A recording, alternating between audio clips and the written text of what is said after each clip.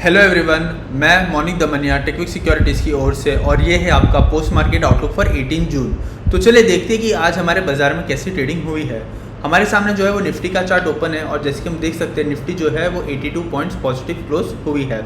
हमने हमारे pre market outlook में भी डिस्कस किया था कि जो गिफ्ट निफ्टी है वो हमें फ्लैट टू नेगेटिव ओपनिंग के इंडिकेशंस दे रही थी। तो वैसे ही हुआ, आज हमारी निफ्टी जो है वो -11 पॉइंट के करीब जो है उसकी ओपनिंग हुई थी। ओपनिंग के बाद जो है वो हमें एज सच कोई खास मोमेंट देखने को मिला नहीं हमारे मार्केट में। निफ्टी जो है वो through out the day flat की ट्रेड कर रही थी, बट ये जो हमें मोमेंट देखने को मिला है वो 3 बजे के बाद देखने को मिला है और 3 बजे के बाद जो है वो निफ्टी हम कह सकते हैं कि ये उसने एक अपमूव हमें दिया है। तो एक बार जो है हम 30 मिनट्स टाइम फ्रेम देख लेते हैं और जैसे कि हम देख सकते हैं थ्रू आउट द डे जो है वो निफ्टी ने एज सच कुछ परफॉर्मेंस दिया नहीं था, बट ये लास्ट कैंडल जैसे कि हम देख सकते हैं काफ़ी बड़ी बनी है, उसकी वजह से ही जो हमारे मार्केट से वो आज इतने पॉजिटिव में क्लोज हुए हैं।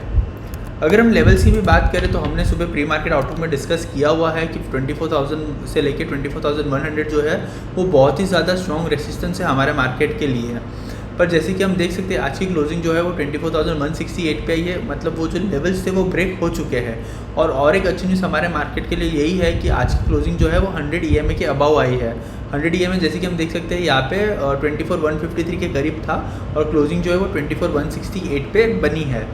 बट सिर्फ दिक्कत इतनी है कि जो क्लोजिंग आई है वो इतनी डिसेसिवली ब्रेक नहीं हुआ है रेसिस्टेंस।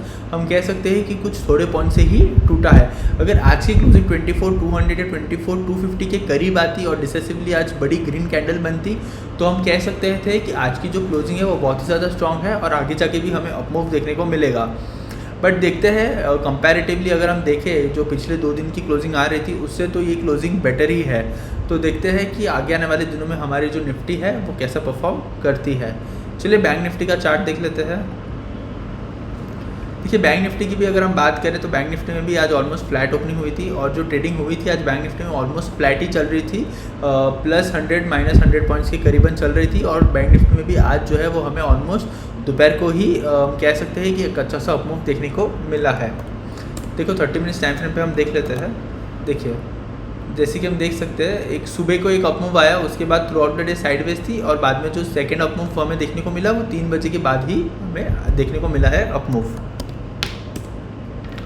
देखिए अगर हम लेवल्स की बात करें बैंक निफ्टी में तो हमने सुबह भी डिस्कस किया होता कि 57,400 से लेके 57,800 के जो लेवल्स है वहाँ पे बहुत ही ज़्यादा स्ट्रॉन्ग रेसिस्टेंस है। और जैसे कि हम देख सकते हैं कि जो रेसिस्टेंस है वो ब्रेक हो चुका है और क्लोजिंग जो है वो हम कह सकते हैं कि ऑलमोस्ट 58,000 के करीब आई है। आज का हाई भी अगर हम देखें तो बैंक निफ्टी ने ट्राई किया था 58,000 को ब्रीच करने के लिए, बट जो क्लोजिंग आई है वो 58,000 के बिलो ही आई है। तो बैंक निफ्टी जैसे कि हम देख सकते हैं निफ्टी से बहुत ही ज़्यादा स्ट्रॉन्ग है और काफ़ी अच्छा भी परफॉर्म कर रही है।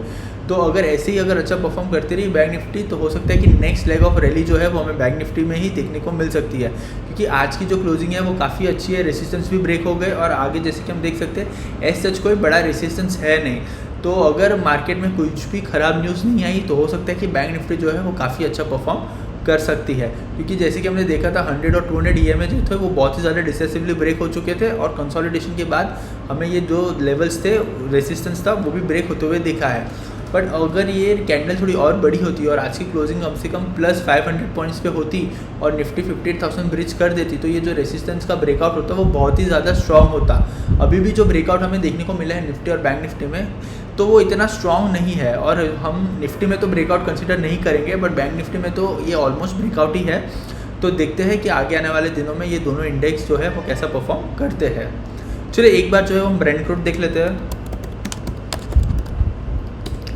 देखिए ब्रेंट क्रूड की बात की तो ब्रेंट क्रूड ने जो है वो आज 77.1 का लो लगाया है, काफ़ी अच्छी बात है और अभी जो है वो 78 के पास ही ट्रेड कर रही है। तो देखते हैं कि आगे आने वाले दिनों में जो ब्रेंट क्रूड है वो भी कैसा परफॉर्म करता है। जितनी ज़्यादा गिरावट उतना अच्छा हमारे बाज़ार के लिए। तो देखते हैं कि ब्रेंट क्रूड जो है वो आगे आने वाले दिनों में कैसा ट्रेडिंग करता है। चलिए USD INR देख लेते हैं। देखिए USD INR की बात करें तो आज भी हमें जो है वो गिरावट देखने को मिली है ऑलमोस्ट 0.2% की, और हमने ऑलरेडी सपोर्ट के लेवल्स मार्क करके रखे थे और हम पिछले कुछ दिनों से डिस्कस कर ही रहे थे कि हाई प्रोबेबिलिटी है कि USD INR जो है वो सपोर्ट जो है वो टेस्ट करेगा ही। वैसा ही हुआ है, 94.22 पे सपोर्ट था और आज का लो जैसे कि हम देख सकते हैं 94.17 पे है। और यहाँ पे जैसे कि हम देख सकते हैं पिछले 5 दिनों से हमारा जो रुपी है वो अप्रिशिएट ही हो रहा है अगेंस्ट डॉलर, तो ये भी एक काफ़ी अच्छी न्यूज़ है हमारे बाज़ार के लिए। ऐसे ही अगर अप्रिसिएशन चलता रहा तो हो सकता है कि हमारे मार्केट में और हमें सस्टेनेबिलिटी देखने को मिलेगी और एक अच्छा अपमूव भी देखने को मिल सकता है। तो देखते हैं कि आगे आने वाले दिनों में USD INR भी जो है वो कैसा परफॉर्म करता है। चलिए आज के बेस्ट और वर्स्ट परफॉर्मिंग सेक्टर के बारे में बात कर लेते हैं एक बार। देखिए आज का जो बेस्ट परफॉर्मिंग सेक्टर है वो है हेल्थ केयर सेक्टर।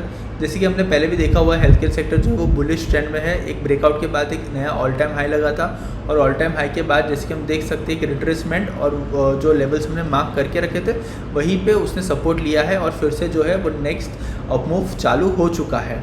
और जैसे कि हम देख सकते हैं कि आज की क्लोजिंग जो है वो अच्छी आई है, ऑलमोस्ट 1% पॉजिटिव क्लोज हुआ है। तो देखते हैं कि नेक्स्ट मूवमेंट जो है वो हेल्थ केयर सेक्टर में हमें कैसा देखने को मिल जाता है। हम जो है इसके ऊपर फोकस कर सकते हैं आगे आने वाले दिनों और वीक में, तो हो सकता है कि हमें एक नया ऑल टाइम हाई भी देखने को मिल सकता है। तो हेल्थ केयर सेक्टर के ऊपर फोकस हम रख सकते हैं। और अगर आज के वीक परफॉर्मिंग सेक्टर की बात करें तो वो है IT सेक्टर। IT सेक्टर जो है वो -1% पे क्लोज हुआ है।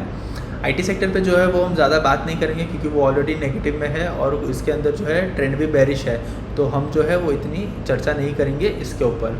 तो चलिए एक बार जो है वो हम FII और DII का डेटा देख लेते हैं। डेटा की बात करें तो डेटा अभी तक जो है वो अवेलेबल नहीं है, तो कल हम हमारे प्री मार्केट आउटलुक में डिस्कस कर लेंगे कि कैसा डेटा हमें देखने को मिलता है DII और FII का। चलिए अगर कल की बात करें तो कल फ्राइडे है और हमारे ये वीक का लास्ट ट्रेडिंग सेशन है, बट कल जो है वो 2 बहुत ही ज़्यादा इंपॉर्टेंट इवेंट है हमारे मार्केट के लिए जिसके ऊपर हमें नज़र रखनी है। सबसे पहला तो है रिलायंस की एनुअल जनरल मीटिंग है, AGM है कल, जो कि दोपहर को 2 बजे है। तो हो सकता है कि दोपहर को 2 बजे हमें रिलायंस का शेयर जो है वो काफ़ी वॉलेटाइल देखने को मिल सकता है और उसकी वजह से हमारे मार्केट्स भी जो है वो काफ़ी वॉलेटाइल हो सकते हैं। अगर मीटिंग में कुछ अच्छी बातें होती है तो हो सकता है कि रिलायंस के शेयर में अब एक अच्छा सा अपमूव हो जिसकी वजह से हमें निफ्टी में भी अपमूव देखने को मिल सकता है, क्योंकि मार्केट में बहुत सारी बातें चल रही है कि जियो का IPO का अनाउंसमेंट हो सकता है या फिर जो रिटेल बिजनेस है उनके IPO का अनाउंसमेंट हो सकता है। तो हमें यही देखना है कि अगर कल IPO की अनाउंसमेंट होती है तो हो सकता है कि हमें रिलायंस में एक अच्छा सा अपमूव देखने को मिल सकता है, या फिर मैनेजमेंट जो है वो फ्यूचर ग्रोथ के बारे में कुछ बात करती है अच्छी सी, तो हो सकता है कि हमें एक अच्छा सा अपमूव देखने को मिले और उसी अपमूव की वजह से हमें रिलायंस में भी और निफ्टी में भी एक अच्छा सा अपमूव देखने को मिल सकता है। तो कल का मेन इवेंट तो है रिलायंस, और एक दूसरा मेन इवेंट है जिसे हमें बिल्कुल भी नहीं भूल सकते। कल जो है वो US और ईरान के बीच में पीस डील साइन होने वाली है। अगर ये डील कल साइन हो जाती है तो ग्लोबल मार्केट और इंडियन मार्केट के लिए ये बहुत ही अच्छी न्यूज़ होगी, क्योंकि ये जो है वॉर ख़त्म हो जाएगा और स्ट्रेट ऑफ हॉर्मुज़ जो है वो फिर से रीओपन हो जाएगा। तो उससे हमारे मार्केट्स में हमें कह सकते हैं कि एक अच्छा सा अपमूव हमें देखने को मिल सकता है, क्योंकि हमने देखा है कि ग्लोबल मार्केट में ऐसे कुछ फ़र्क नहीं पड़ा है। American markets all time high, Japan market all time high, European markets भी हम देखेंगे तो ठीक ठाक और अच्छा ही परफॉर्म कर रहे हैं, बट इंडियन मार्केट्स जो है वो लैग कर रहे हैं और वो भी बहुत ज़्यादा। अगर कल ये पीस डील साइन होती है और स्ट्रेट ऑफ हॉर्मुज़ ओपन होता है तो नेक्स्ट लेग ऑफ रैली हमें इंडियन मार्केट्स में भी देखने को मिल सकती है। बट एक चीज़ याद रखना है हमें कि अगर कल पीस डील साइन नहीं हुई और अगर और डिले होता है तो ये एक नेगेटिव न्यूज़ हो सकती है हमारे मार्केट के लिए और हो सकता है कि हमें गिरावट भी देखने को मिले मंडे को। तो ये चीज़ जो है वो हमें बहुत ही ज़्यादा ध्यान रखनी है और यही विश करना है कि कल जो है वो पीस डील साइन हो जाए। तो देखते हैं कि कल हमें वॉर के एंड से भी क्या न्यूज़ देखने को मिलते हैं और ये जो रिलायंस की AGM है उसमें क्या अनाउंस होता है।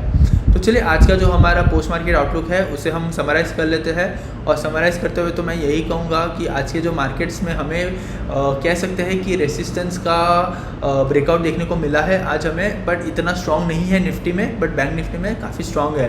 तो हो सकता है कि नेक्स्ट लेग ऑफ रैली हमें बैंक निफ्टी में भी देखने को मिल सकती है। अगर हम बात करें तो mid cap, small cap, micro cap की, तो वो भी नियरली 0.5% पॉजिटिव क्लोज हुए हैं। सेक्टर्स भी मैक्सिमम पॉजिटिव में क्लोज हुए हैं एक्सेप्ट 1 और 2 जो नेगेटिव में क्लोज हुए हैं।